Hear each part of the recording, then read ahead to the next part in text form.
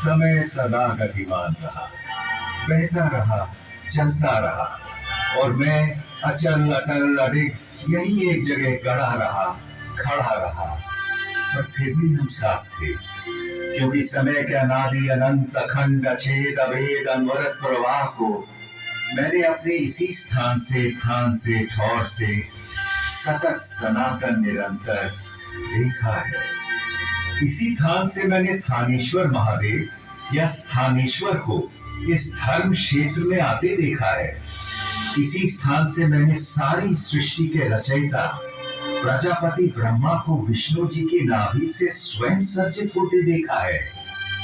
इस जगह से मैंने सरित सरस्वती की धर्म धारा को कनकट बहते निहारा है, और इसी ठौर से मैंने त्रिशतवती नदी को प्रवाहित होते देखा है।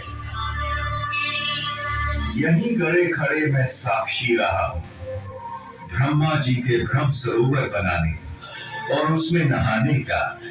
यहीं से मैंने सन्निध सरोवर में 7 सरस्वतियों को समाहित होते अवलोकित किया है। और इस ज्योतिसर से तो मेरा जन्म का नाता है। इस सरोवर के किनारे जन्म लेकर, इसके जल से सिंचित होकर इसी स्थल पर इतिहास को बनते, बिगड़ते, बदलते देखा है। आपके सम्मुख विद्यमान इस वट वृक्ष ने।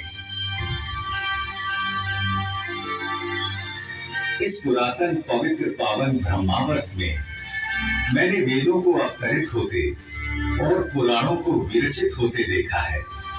फिर अष्टांग धर्म स्थापित करने वाले सत्यनिष्ठ, दानी, दयालु, प्रतापी राजा कुरु के समय मैंने क्षेत्र, इस धर्म क्षेत्र को कुरुक्षेत्र कहलाते भी देखा है। भरत कुल और कुरु वंश के वंशज राजा कुरु का समय ऋग्वेद का काल कहलाता था, जब आर्यों के इसी उत्तरवेदी ब्रह्मवेदी आर्याना में अपौरुषेय वेदों का अवतरण हुआ। इस पवित्र भूमि ब्रह्मावर्त में मैंने सहस्त्राधिक हवन कुंडों की यज्ञाग्नि में मंत्रोच्चार के साथ होत्र की समिधा पढ़ते और पूरी धरती को सुगंधित धूम्र से सुवासित होते भी देखा है। फिर कुरुराज के प्रपौत्रों कौरवों और पांडवों के समय मैंने इसी कुरुक्षेत्र को युद्ध क्षेत्र में बदलते देखा है। केवल 5 पद तो मांगे थे पांडु पुत्रों ने, पानीपत, सोनीपत, बागपत, तिलपत और इंद्रपत। पर जब 5 गांव देने से भी मना कर दिया धृतराष्ट्र के पुत्रों ने, तो युद्ध अवश्यंभावी हो गया था। एक ऐसा युद्ध जिसने एक वंश, एक नगर, एक राज्य, एक राजधानी, एक देश, एक संस्कृति, एक युग नहीं, पूरे भारतवर्ष को महाभारत नाम की रक्त रंजित मृत्यु और महानाश के मुख में धकेल दिया था।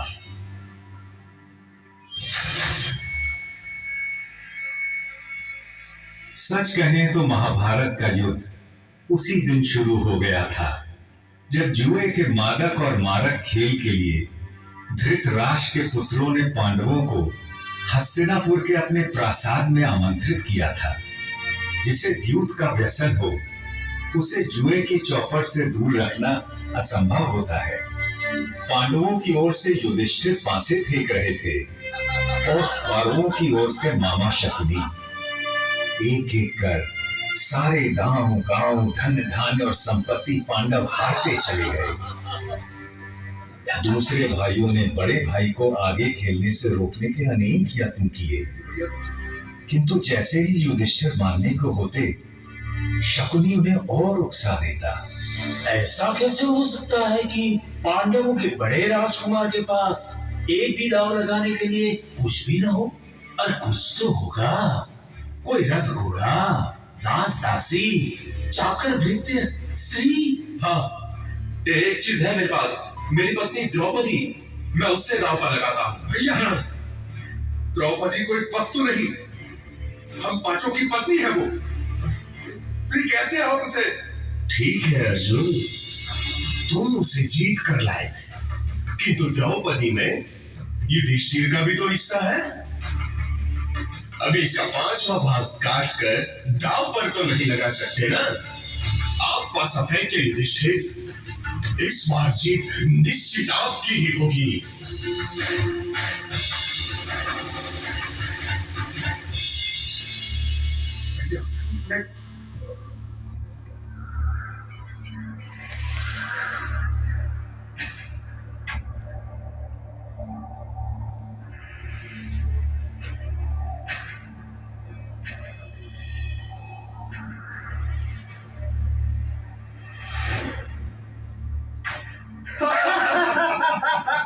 कहाँ है वो दासी द्रौपदी?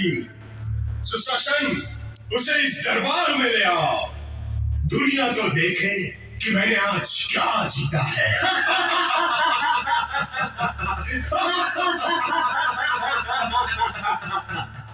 पूरे राजमहल में सन्नाटा पसरा था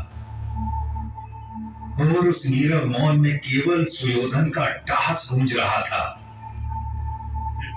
इधर सुशासन द्रौपदी को उसके केशों से घसीटता हुआ दरबार के बीचों बीच ले आया था।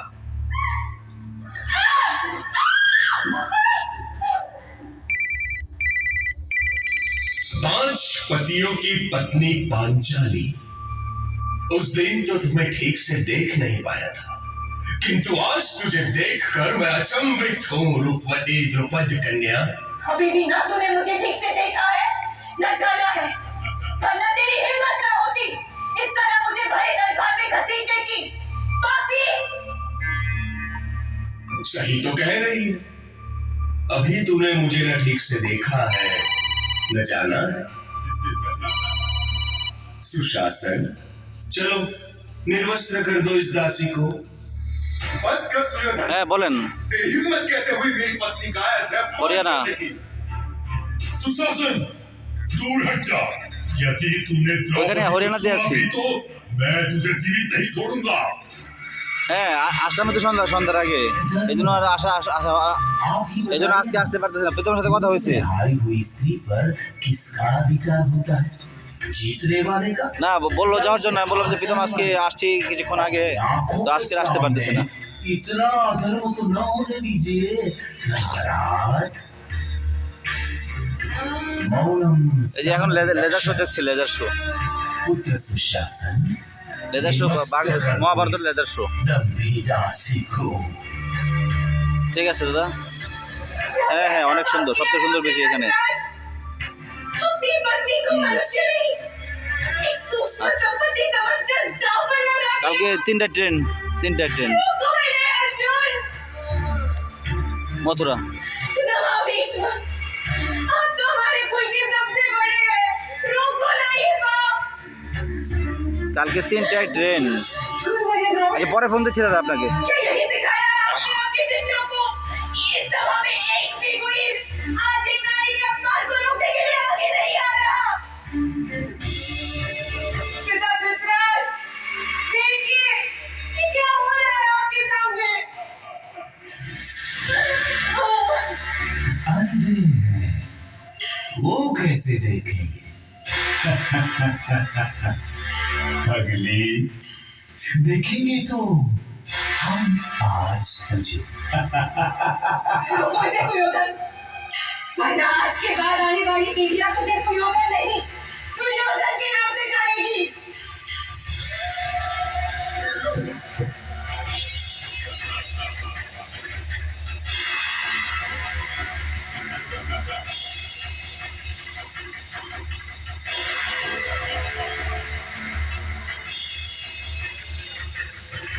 हे सखा, हे कृष्ण, हे कन्हैया, कोई बचा सकता है लाज अपनी इस सखी की।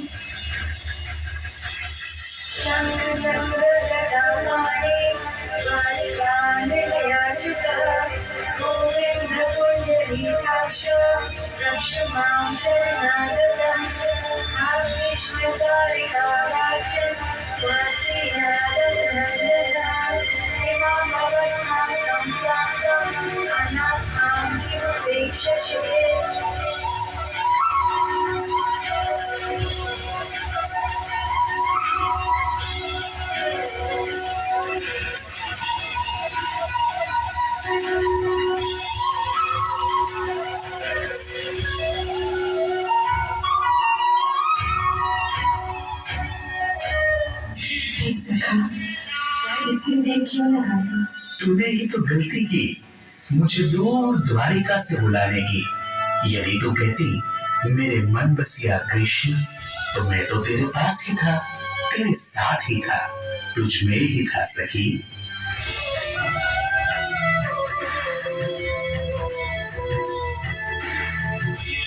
कृष्ण ने उस दिन अपनी सखी कृष्णा की लाश तो बचा ली, किंतु उस घोर पाप, इस जघन्य अपराध, संपूर्ण स्त्री जाति के इस अनादर के बाद संसार को प्रलयंकारी युद्ध से बचाना अब केशव के लिए भी संभव नहीं था।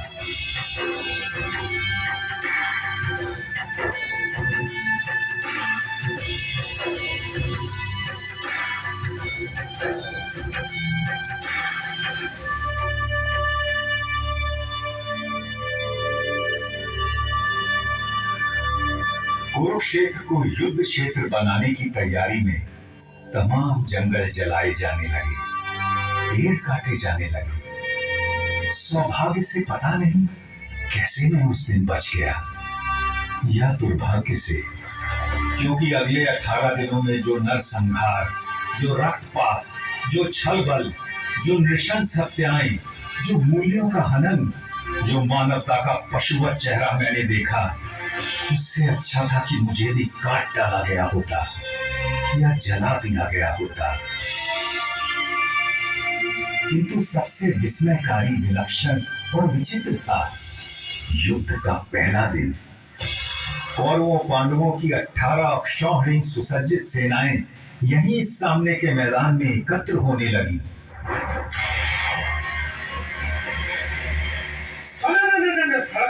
फर्शों की चमक चमक, बाणों की किरणों में आलों की चमक चमक चमक।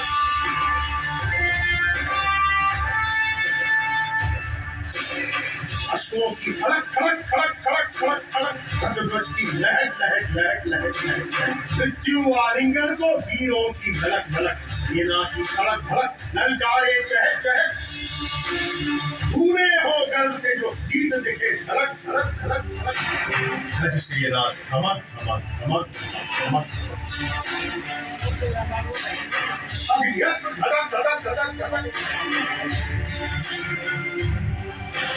जय जय जय गौरव कहीं पांडव जय घोष धड़क, जय जय जय गौरव कहीं पांडव जय घोष धड़क, जय जय जय गौरव कहीं पांडव जय घोष धड़क।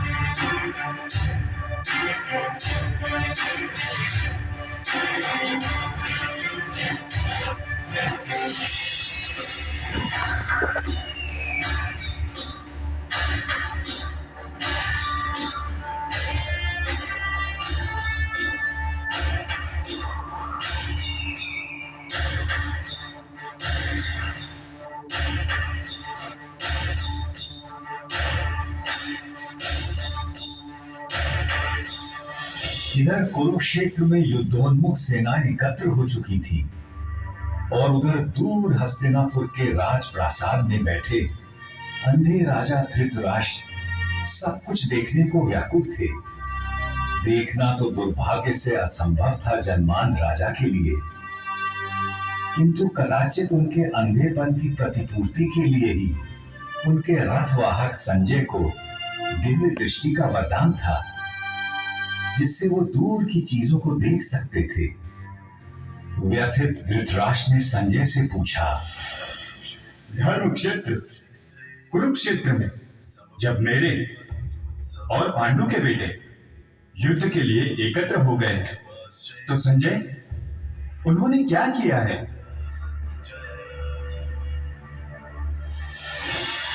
दुर्योधन को हर्षित करने के लिए कौरवों में वृद्ध महाप्रतापी पितामह भीष्म सिंह की तरह दहाड़ उठे।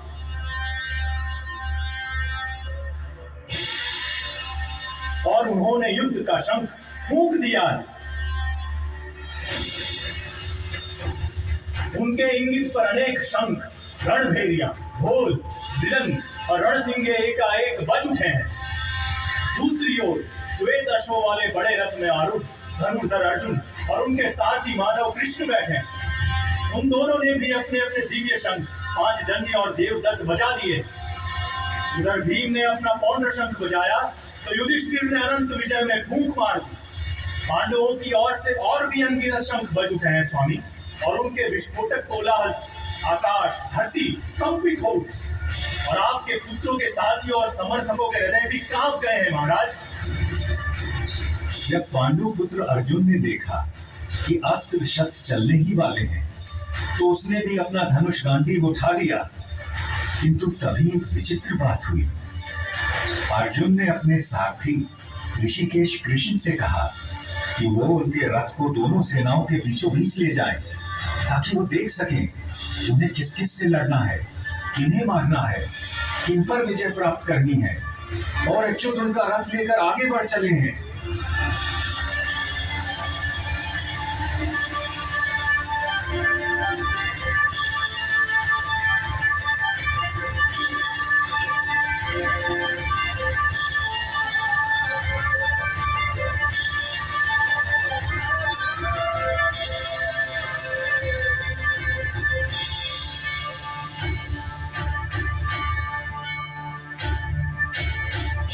अर्जुन ने देखा कि सामने भीष्म और द्रोण थे। उसने देखा कि सामने खड़े सभी शत्रु योद्धा उसके पुरखे और दादा हैं, उसके आचार्य और मामा हैं, भाई बेटे पोते और पूरे जीवन के संगी साथी हैं। उसने देख लिया कि सामने खड़े मरने मारने को आतुर लोग सब उसके अपने थे, और व्यथित होकर वो बोल उठा, कृष्ण, न मुझे विजय चाहिए, न राज्य, न सुख। हमें राज्य मिले भी तो क्या होगा? भोगों का हम क्या करेंगे? जीने में क्या रखा है? ये सब के सब मेरे आचार्य, मेरे गुरु, मेरे पिता, मेरे ताऊ चाचा, मेरे बेटे, मेरे बाबा दादा मामा पोते साले ससुर सगे संबंधी हैं। मैं इन्हें मरवाना या मारना नहीं चाहता केशव, चाहे मेरी जान भी क्यों ना चली जाए। भले ही 3 लोगों का राज्य मुझे मिल जाए, फिर तो थोड़ी सी भूमि की बात ही क्या। मारा यह आदत आई है, किंतु वो है तो हमारे बंधु ही।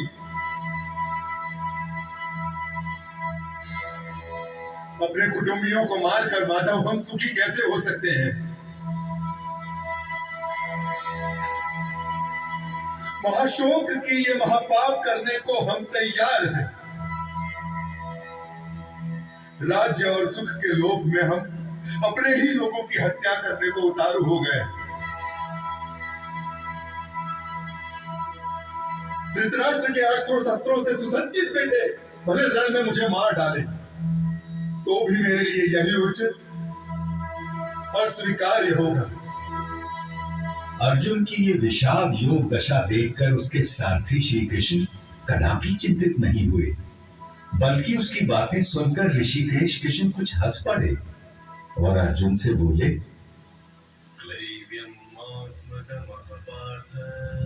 कायर मत बन पार्थ, यह तुझे शोभा नहीं देता। हृदय की शुद्ध दुर्बलता को त्याग दे और उठ खड़ा हो जा। तू तो परंतप है, तेरा काम है शत्रुओं को हराना, बैरियों को मारना। इस देह में आकर हमारी आत्मा बचपन, जवानी, बुढ़ापा इन सभी अवस्थाओं को प्राप्त करती है और फिर एक देह से निकलकर दूसरे देह में चली जाती है। इस देह परिवर्तन को देखकर कोई भी धीर बुद्धि व्यक्ति कभी भ्रमित नहीं होता है अर्जुन। जैसे पुराने कपड़ों को उतारकर मनुष्य नए कपड़े पहन लेता है, उसी प्रकार आत्मा भी पुराने शरीर को त्याग कर नया शरीर धारण करती है।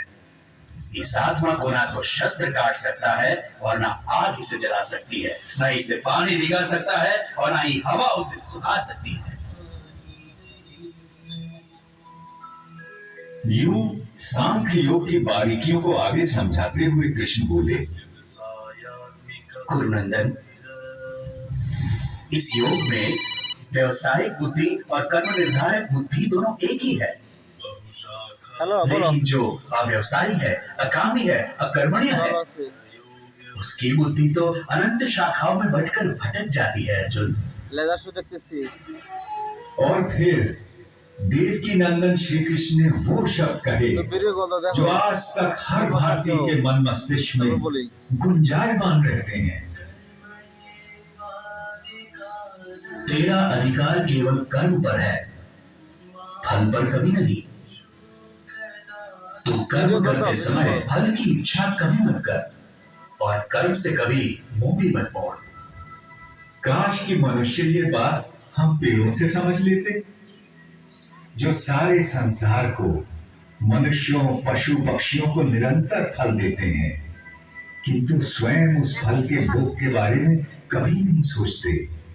वरना तो सारे जंगल, सारे पेड़ पौधे, যেখানে আমাদের सारी वनस्पति कब की नष्ट हो শ্রীমদ্ जाती ভগবদ গীতা যেখানে রচনা और হয়েছিল उसके साथ संसार में সেই संपूर्ण জায়গায় जीवन আছি भी। হরিয়ানা।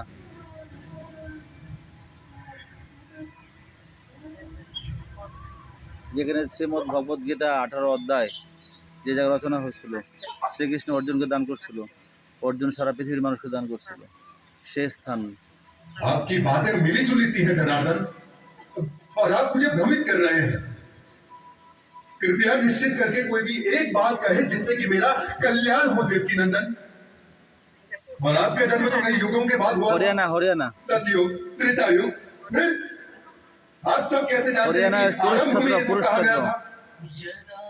भरतवंशी अर्जुन, जब जब धर्म का ह्रास होता है और अधर्म बढ़ता है, 5500 বছর আগে तब तब এই मैं জায়গায় अपने आप এইভাবে को स्वयं सर्जित তোমার करता हूँ। এই হয়েছিল, যুদ্ধ হয়েছিল। সেই যুদ্ধের भले স্থান लोगों की रक्षा যেখানে के গীতা लिए, দান করছিলেন बुरों के नाश সেই के लिए পৃথিবীর मालिक और अर्जुन धर्म के की स्थापना के लिए मैं बार बार अवतार लेता हूँ, हर कल्प में होता हूँ।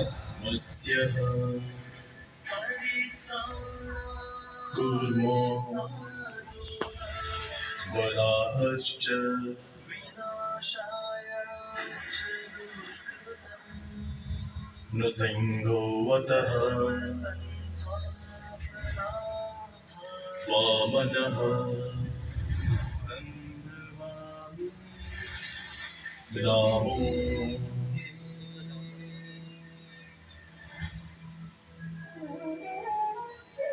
रामश्च चतेदशः। अर्जुन के सीधे संशय के बाद भगवान ने उसे ध्यान योग के बारे में इस प्रकार बताया।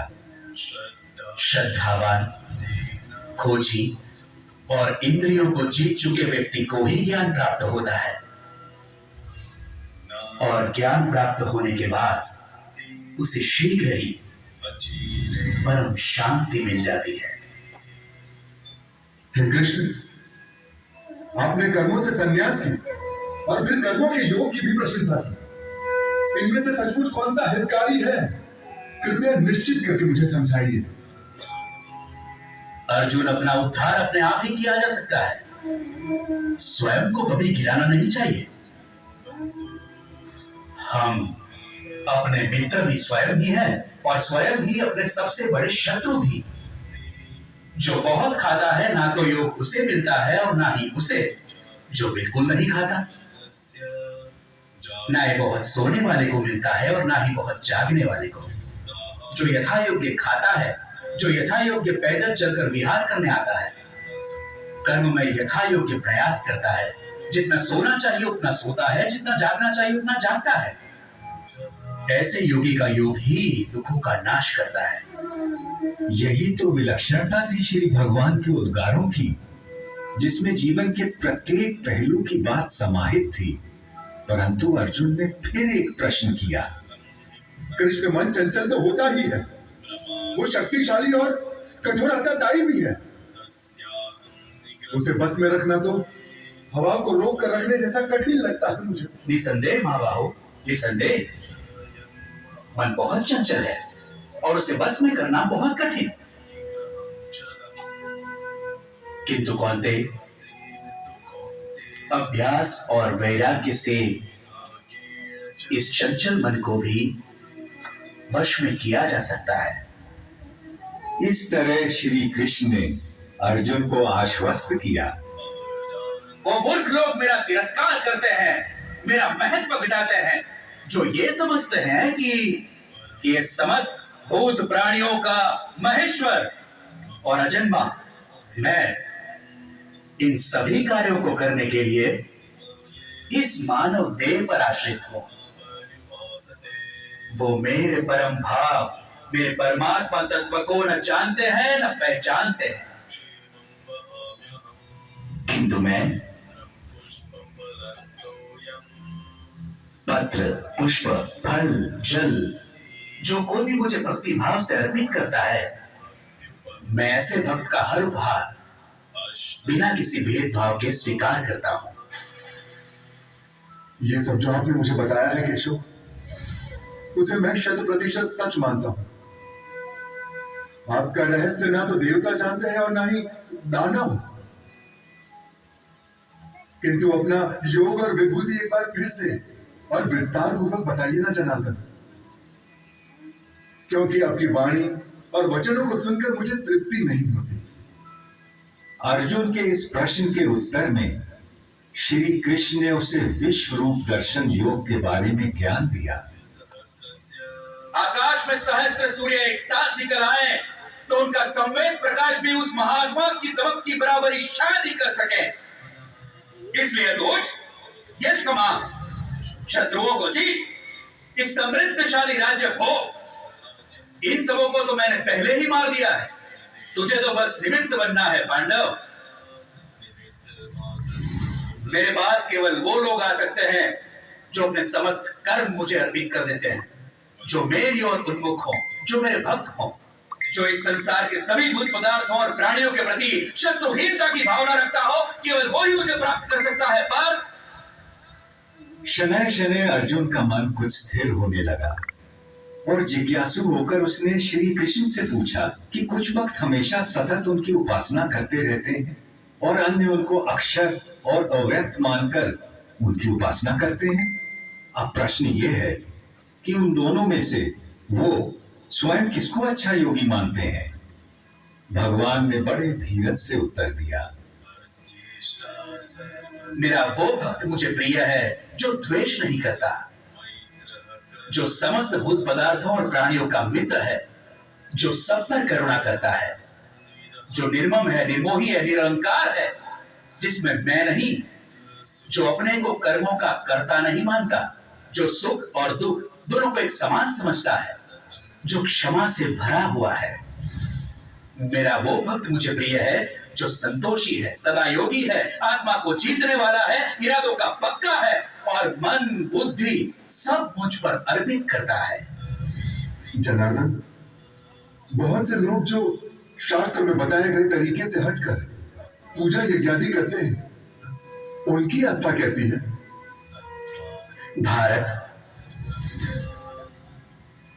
सबकी श्रद्धा अपने अपने व्यक्तित्व और स्वभाव के अनुरूप होती है। मनुष्य श्रद्धा का पुतला है, जिसकी जैसी श्रद्धा होती है वैसा ही वो होता है। अब अर्जुन ने एक अंतिम प्रश्न किया, महाबाहु, ऋषिकेश, केशिनी शूदम, मैं संन्यास का और त्याग का तत्व भी जानना चाहता हूं। इनमें से सचमुच कौन सा हितकारी है, यह भी समझना है मुझे। कवि, मेधावी और विद्वान एक बात अच्छी तरह से जानते हैं कि संन्यास उन कर्मों का परित्याग है जो फल की कामना से किए जाते हैं, और दूसरे विवेचक सभी कर्मों के फल के त्याग को ही त्याग मानते हैं। सात्विक कर्ता वो है जिसमें आसक्ति नहीं होती, जो अहमवादी नहीं होता, जो धैर्य और उत्साह से भरा होता है, जो काम के पूरा होने ना होने में सिद्धि असिद्धि में भी निर्विकार रहता है। इसलिए हे पार्थ, तू सभी धर्मों का त्याग करके मेरी शरण में आ, मैं तुझे सब पापों से मुक्त कर दूंगा। तू शोक मत कर। पांडव श्रेष्ठ महाबाहु अर्जुन, अर्जुन, आपकी कृपा से मेरा भ्रम नष्ट हो गया है, स्मृति वापस लौट आई है, संदेह दूर हो गए हैं, और अब मैं दृढ़ हूं कि अब से आपका कहा करूंगा। अर्जुन के मन से विषाद, करुणा, ग्लानि, शंका और निराशा छू मंतर हो गए और अर्जुन ने अपना गांडीव उठा लिया और प्रत्यंचा तान दी। अब महाभारत होने को कोई नहीं रोक सकता था।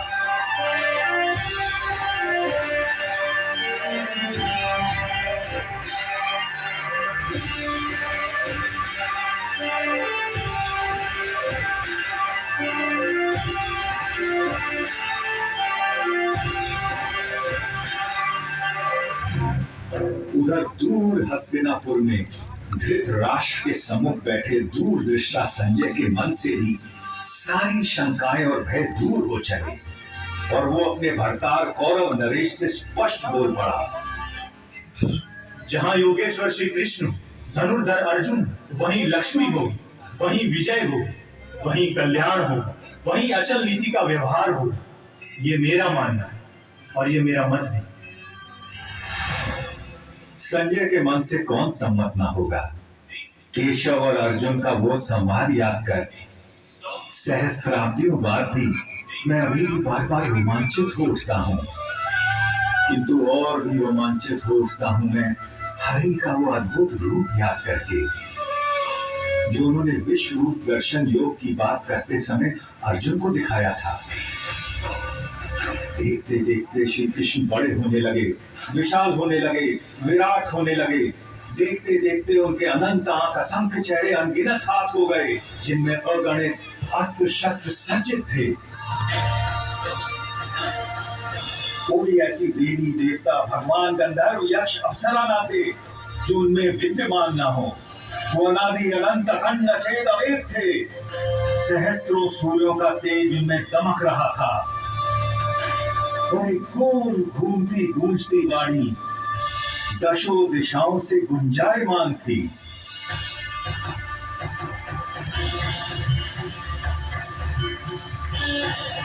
मैं अक्षर हूँ, अनिर्देश्य हूँ, अव्यक्त हूँ, सर्वज्ञ हूँ, चिंतन से परे कूटस्थ हूँ, अचल हूँ, ध्रुव हूँ। मैं ही भूतों के भीतर स्थित आत्मा, उनका निजित्व, उनका अपनापन हूँ।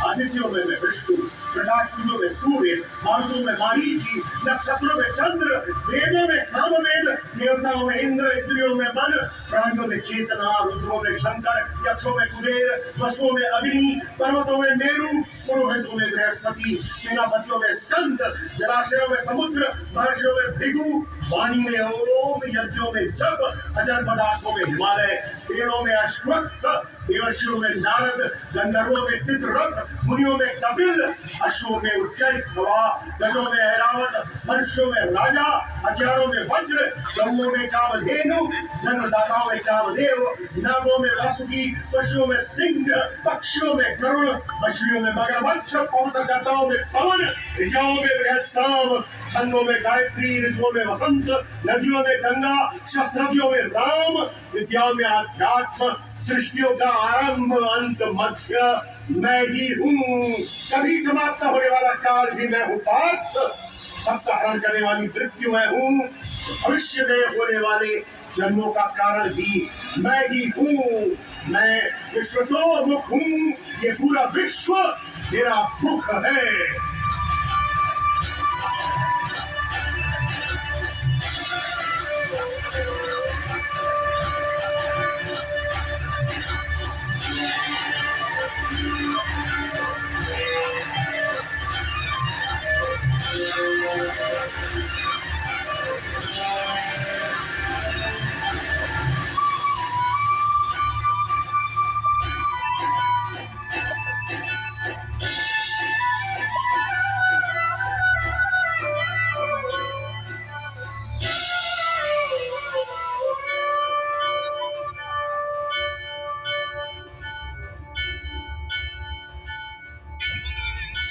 मैं बड़भागी था जो उस दिन भगवान का विश्व रूप अपनी आंखों देख पाया और व्यास जी की कृपा से वासुदेव कृष्ण और महात्मा अर्जुन के बीच का यह गुप्त संवाद स्वयं सुन सका, जिसमें सभी उपनिषदों का, समस्त ब्रह्म सूत्र का और समुच्च वेदांत का सार केवल 700 श्लोकों में समाहित था।